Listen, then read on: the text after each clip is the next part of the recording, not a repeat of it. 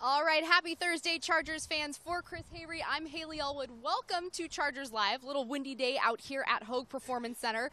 We're coming to you from the Chargers local pro day which just wrapped up, and we have a very special guest joining us, UCLA center Scott Quessenberry. Scott, how are you? I'm doing well. Thanks for having me on. Yeah, we're so excited to have you. So let's talk a little bit about the local pro day. What was today like for you? It was a lot of fun to come out here and compete with a bunch of guys that either grew up in LA or played at SC or UCLA. So, I knew a lot of the guys out here, and it was fun to come showcase my talents in front of my childhood team, the Los Angeles Chargers.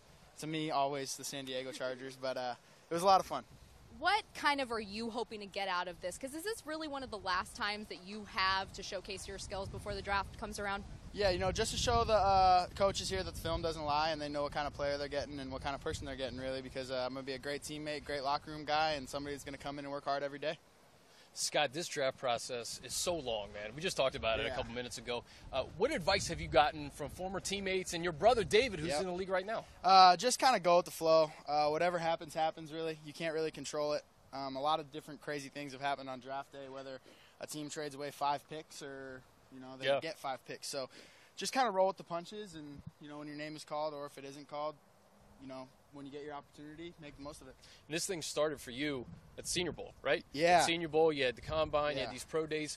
I know you haven't played a game since the last game that UCLA played. Played the Senior Bowl. Well, you had the Senior Bowl, but real competition. How have you gotten better as a player, knowing that you still haven't played a snap since December? Just continuing to work on my fundamentals. That's the biggest thing. If you can keep your fundamentals solid, you'll learn tricks of the trade from older guys wherever you are. So just making sure your fundamentals are keeping where they are or improving them even, because you can always get better. So that's the biggest thing. You just got to maintain the fundamentals. You got a good draft story for us? Just an interview or something from the Combine? No. Everyone asks me the craziest question I got. I didn't really get any. So, but I heard the punter from Texas, they asked him to do a staring contest. Somebody did. I was pretty that's very bizarre to me. Yeah. But, hey, whatever. Whatever, man. You played obviously with I should do this. You played obviously with Josh Rosen at UCLA. What makes him one of the top QBs in this draft class? Well, in terms of on-the-field production, he killed it. He shattered tons of UCLA records just this season alone. And then off the field, he's a good guy. He's really smart, and he loves what he does, and he loves his teammates. So that's, I think, what sets him or makes him just as good as the other guys. I don't know how everyone views it, but I think he's one of the best in the draft, if not the best. So, I'm hoping for the best for him, to go first overall or second overall, whatever it may be. But I love him to death, and I'm really excited for him. You have a good story about playing with him? None that I can share. No, I'm just kidding. But, nothing that's appropriate for Chargers Live? Nah, there's just everything about Josh is awesome. I love him to death, and, he's one of my best friends. So. Who would win a staring contest between the two of you? Me. Okay. I'm way more concentrated on my craft. No, I'm just kidding. I would, because I don't like to lose in anything. Hey. Anything. That's pretty good. Eating, sleep. I could sleep longer than anyone. So I don't like to lose. We'll leave it at that. Thank you so much for joining us, Scott. Good luck to you, brother. We appreciate it. Good luck to man. you. Best of luck. Best of luck. Thank you. All right. It's cool. See you, buddy. See you. Thanks, guys. All right.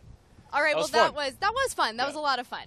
That was Scott Quessenberry from UCLA. And as we mentioned, this was the Chargers local pro day. So if you don't know what that is, the NFL allows every one of their clubs to host former high school players and former college players who are from the area out at their facilities, which is a pretty cool deal for some of these guys out here today. And for the Chargers, it's a hotbed, right? Yes. Because you have USC, UCLA, San Diego State. Scott Quessenberry, another guy who probably a mid to late round draft pick. A lot of these guys that we saw today are projected mid to late round draft picks or undrafted free agents. And the Chargers have had a proven track record of success with these late round guys, undrafted guys, Austin Eckler being the latest example. So it kind of cut both ways today. It was great for these guys to showcase their skills, but at the same time for the Chargers is due diligence. Also, absolutely. And also what's cool is even some of the kids who went to high school out here in this area. I know one of the guys out here was Shea Fields, who went to St. John Bosco, played with Josh Rosen, wideout, but he went to college in Colorado. So nice to kind of come back out to SoCal and take in the day. It's cool. And then we get to ask him questions about guys like Josh Rosen and obviously Sam Darnold, some of these quarterbacks that are really kind of stealing the stage here in the NFL draft. This draft process has been so long, Hayley. We've talked about it. I talked about it with Scott. I feel like every single week we're talking about there's no shortage of storylines for sure, but this is kind of the last piece to that puzzle. And in a couple of weeks, these guys are going to be at rookie minicamp for a team. It is crazy when you think about it, and it's almost like the hurry up and wait now. Yeah. Because we're so close, we're almost there.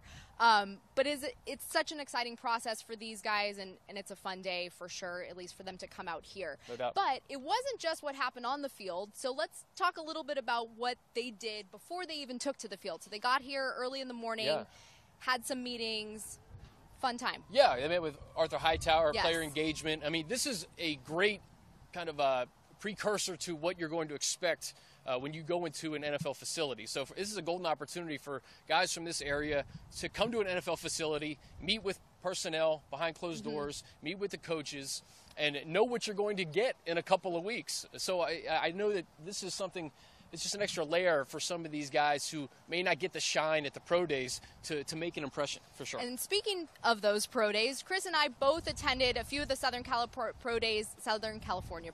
It's windy. It's so windy. It's affecting my speech. That the Chargers attended. So the front office brass, coaches, scouts, they hit up UCLA, USC, San Diego State, really made an impression in the region, scouting talent. I know you went to the 2 LA schools. What did you see from them? Well, UCLA was the first one. So I saw guys like Scott Quisenberry and Colton Miller, another guy who's projected to be a first-round pick at the offensive tackle position, protecting Josh Rosen. And obviously Josh Rosen was the headliner. He had a really good day. It was a windy day, similar to this. Similar Hayley. to this, It yes. was very windy, but he showed out, and Chargers brass was there. Coach Lynn was there. John Spanos was there. And it was an opportunity to see a guy like Josh Rosen perform on a big stage. I talked to Mike Mayock about him, and Josh Rosen is looked at as probably the most pure passer in this NFL draft class. The concern with him is potential durability, because he did get hurt in college. Yes. He likened him, Mike Mayock likened him to like a Sam Bradford. So you wonder if he's going to be able to stay healthy, but he's got all the tools. Yeah. So that was a lot of fun. The USC one for me, Hayley, it was like a who's who of people there. I mean, it was owners, coaches, GMs. Jimmy Haslam, the owner of the Browns, was in the stands with Sam Darnold's parents. Troy Aikman was there. Then you got the alums, Matt Leinart, Keyshawn Johnson, Lynn Swann, of course, the AD. And I was there with Chris Roy, our camera guy, who does an awesome job. And it was a beautiful day. And I don't know if you guys saw the Snapchat, but it was a torrential downpour, like 10 minutes into Sam Darnold's throwing session. And it was probably the best thing for him because he handled it. And I think everybody was really impressed with what he did. And if he does go number 1 overall, in fact, it could be because of a day like that. I mean, that's really cool. And it's one of those things that in Southern California, you don't really think of the elements having an impact. It's not supposed to happen like that. No, it's not supposed to happen like that. But hey, he could go to, a team that doesn't have weather, isn't blessed with weather like this. So it definitely, I'm sure, helped him, like you said. No doubt. I attended San Diego State, and I think the very interesting thing to me was how hands-on coaches get at pro days. Yeah. We had wide receivers coach Phil McKagan was there, assistant head coach and special teams coordinator George Stewart, and they were really working with the guys on the field. And it was very, very neat to see that sort of individualized attention that these kids will be, I say kids, dates me, but that these guys will be getting in a couple months once they join an NFL team. Oh, for sure. And you got to see a guy like Rashad Penny, who's going to be probably a second-round pick, maybe a third-round pick, another one of those top running backs in this draft class. So to your point, it's really neat to see these coaches get hands-on with these players. I mean, I saw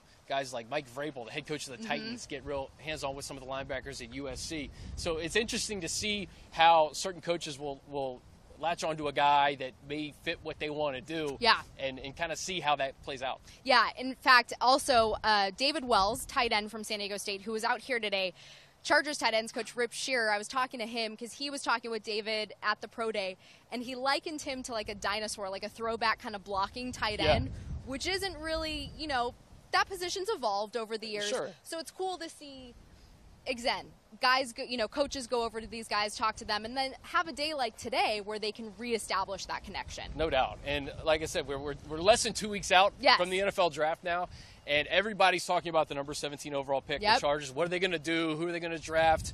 And I kind of give everybody caution now because everybody thinks they know what's going to happen. No one has any clue as to what's going to happen. I can give you an example. Last year at number 17 overall, where the Chargers selecting, the Redskins were selecting Jonathan Allen. I don't know if you guys remember Jonathan Allen, defensive tackle from Alabama. You look at all these mock drafts that we see every single day come out, different versions, 2.0, 3.0, 4.0. Jonathan Allen was a top 5 pick, a top 2 pick in mostly all of those mock drafts. He slid from 2 to 5 to 10 to eventually 17. Yeah. And the Redskins scooped him up. So we have no idea who that player is going to be. If 5 quarterbacks go in the top 15 picks, you have a lot of talent pushed back for the Chargers, or do you see the quarterback of the future get selected at number 17? Absolutely. And I think another thing, too, when you talk about the unknown, the Chargers also are notoriously good at keeping everything very close to the vest. Yeah. They did that a couple years ago when they selected Joey Bosa. And I think, sometimes that element of surprise may be there. They don't know, you don't know, which makes draft night a ton of fun for us, for Chargers fans, No doubt. and for the NFL in general. Yeah, and we're going to have you covered Yes. on all levels, so it'll be a lot of fun. I look at the linebacker position and the defensive tackle position. We talked about this at the Combine. Yeah. Those are the 2 positions that everybody seems to gravitate towards. When you talk about Roquan Smith from Georgia, Tremaine Edmonds from Virginia Tech, 6'5", 253 pounds. And then the defensive tackles, Deron Payne, Vita Vea, Maurice Hurst from Michigan. And then we can't forget about the quarterbacks, because let's say Darnold, Rosen, Mayfield, those guys go in the top 10 picks. Josh Allen, rather. Lamar Jackson. Who knows where he's going to go? Yeah. That could be Lamar Jackson territory. Absolutely. It's very interesting. Like you said, though, you look at the mocks, and some of those names are names that keep kind of repeatedly coming up, but we won't know what happens until April 26th. No, we won't know what's going to happen. No. All right. Well, I think that does it for us out here at Chargers at Hogue Performance Center for Chargers Live, I should say. Keep it tuned at Chargers.com, because we will have continuing coverage as we lead up to the draft. And thanks so much for joining us. See you guys.